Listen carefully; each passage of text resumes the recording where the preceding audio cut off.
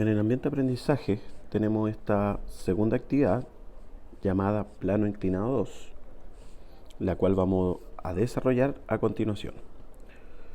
El problema dice que tenemos una caja que se ubica sobre un plano inclinado. La caja es tirada hacia arriba con una fuerza paralela al plano. Si la aceleración que alcanza el objeto es de 0,22 metros por segundo al cuadrado, la pregunta es ¿cuál es el coeficiente de roce entre la superficie y la caja? Como lo hemos hecho anteriormente, para poder desarrollar este ejercicio, lo primero es extraer los datos del problema.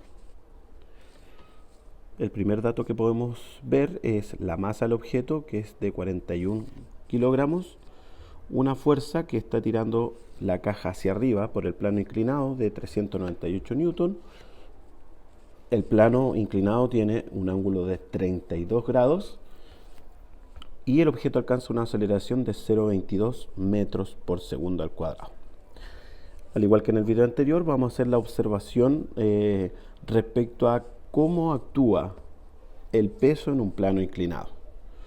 El peso, por definición, ¿cierto?, es la fuerza que ejerce la Tierra para atraer a este objeto al centro de la Tierra. Por ende, el peso es perpendicular, pero a la superficie en la cual está ubicada el plano inclinado. Esta superficie que podemos ver aquí, ¿sí? El peso es perpendicular a ella.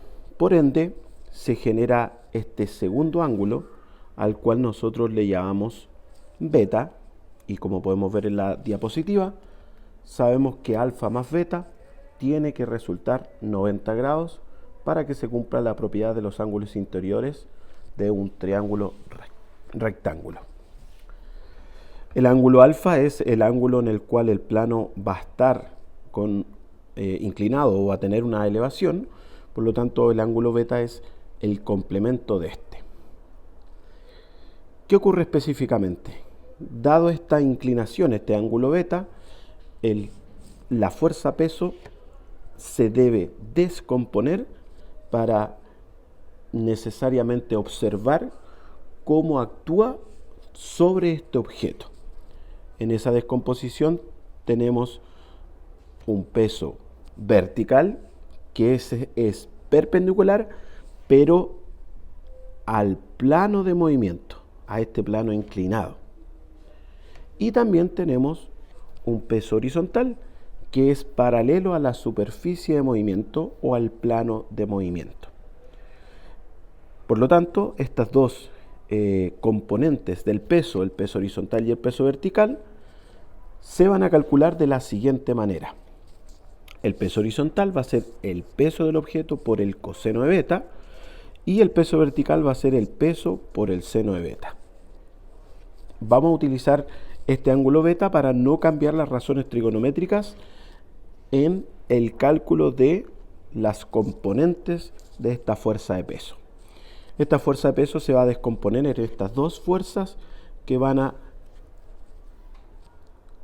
interactuar con el objeto, ¿cierto?, para poder formar lo que viene en este segundo paso, el diagrama de cuerpo libre.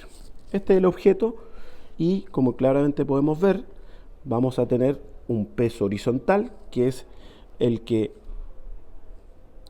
trata que el objeto baje por el plano inclinado. Vamos a tener el peso vertical, como lo estamos viendo aquí. Tenemos la fuerza que en este caso está tratando de subir el objeto. Tenemos la normal, dado que está sobre una superficie, y nosotros podemos intuir que el objeto quiere moverse hacia arriba, por ende la fuerza peso iría hacia abajo y tendría el mismo sentido de el peso horizontal.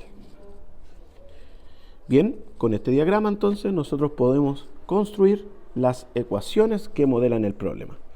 Recordemos que siempre vamos a partir con el equilibrio vertical. En este caso, para que el equilibrio vertical exista, la normal y el peso vertical tienen que ser iguales, como lo vemos en el planteamiento de la ecuación. Si la normal y el peso vertical son iguales, quiere decir que verticalmente se anulan estas fuerzas, por lo tanto la sumatoria de fuerzas verticales es 0. En lo siguiente debemos observar qué es lo que ocurre en la parte horizontal de este problema. En la parte horizontal tenemos la fuerza neta, como lo podemos ver aquí, y esta fuerza neta es el resultado de la fuerza que nosotros estamos aplicando menos la fuerza de roce y menos el peso horizontal. Como ustedes pueden ver en el diagrama, claramente la fuerza de roce y la fuerza de peso horizontal están en sentido contrario a la fuerza aplicada. Eso significa entonces que estas dos fuerzas que vemos acá se van a oponer al movimiento. Y eso para nosotros significa que van a restar a la fuerza que quiere mover el objeto hacia arriba. Como ya tenemos el planteamiento de estas dos ecuaciones horizontales y verticales, podemos ir rápidamente al desarrollo del problema, recordando que nos pedía el coeficiente de fricción existente entre la superficie y el objeto. Para poder encontrar este coeficiente de fricción, debemos utilizar la fórmula de la fuerza de roce. La fuerza de roce es igual al coeficiente de fricción por la normal. Como nosotros queremos el coeficiente de fricción, lo que debemos hacer específicamente es dividir la fuerza de roce en la fuerza normal. Entendiendo que la fuerza de roce no se puede calcular utilizando nuevamente la fórmula anterior, ¿qué vamos a hacer específicamente?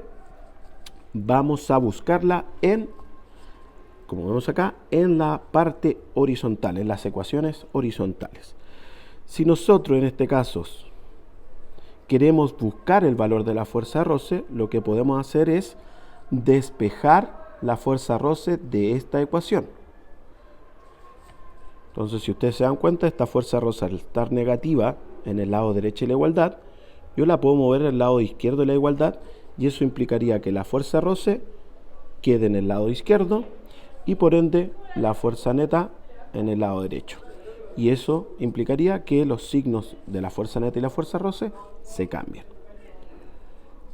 Con eso nosotros podemos reemplazar en nuestra ecuación anterior para poder calcular el coeficiente, y nos quedaría que la fuerza de roce es equivalente a la fuerza menos el peso horizontal menos la fuerza neta. Además, podemos agregar que la normal, como lo vemos en la ecuación vertical, es equivalente a el peso horizontal. Por lo tanto, hacemos su reemplazo respectivo. Para tratar de resolver el problema de encontrar el coeficiente, debemos seguir descomponiendo cada una de las expresiones de tal manera que podemos llegar a una expresión límite en la cual nosotros reemplazaremos los valores, los datos que tiene el problema. De ahí entonces, y entendiendo esto, podemos descomponer la fuerza de peso horizontal en el peso por el coseno, recordemos, de beta, menos la fuerza neta, que en este caso la fuerza neta es equivalente a masa por aceleración. Y podemos dividir en este caso todo esto en el peso horizontal, que se calcula específicamente como el peso por el seno, pero recordemos, de beta.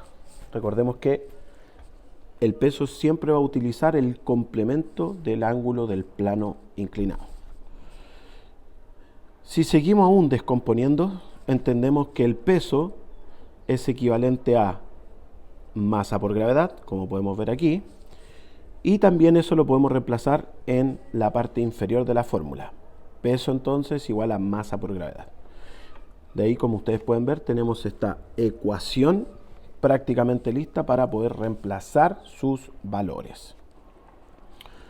Esta es la ecuación que hemos tenido para obtener el coeficiente de fricción. Por lo tanto, ¿qué vamos a hacer ahora? Reemplazar según los datos que nos está entregando el problema: la masa, la fuerza, el ángulo y la aceleración. Pero recordemos que nosotros no vamos a utilizar el ángulo alfa o el ángulo del plano inclinado para el peso, sino que vamos a utilizar el complemento de él, o sea, el ángulo beta, que es el equivalente del restante o de lo que le falta a alfa para poder llegar a 90 grados. Beta es el complemento, ¿cierto? Lo que le falta para llegar a 90. Con esos valores entonces, y reemplazando nuestra ecuación, nos quedaría la siguiente expresión. Fuerza, ¿cierto? Es equivalente a 398. Después tenemos la masa por la gravedad, que es 9,8, por el coseno de beta, que en este caso es 58, menos la masa, que es 41, por la aceleración que nos entregaba el problema, y eso dividido en la masa por la gravedad por el seno de 58. Si nosotros ingresamos eso en la calculadora, obtenemos 0,52, el cual es equivalente al coeficiente de fricción entre la superficie y la caja. Recordemos que este coeficiente de fricción no tiene unidad de medida, pues es una proporcionalidad que va entre 0 y 1 de cómo se opone, ¿cierto?, la superficie o la fricción entre la superficie y la caja respecto al desplazamiento que nosotros queremos generar de esta caja.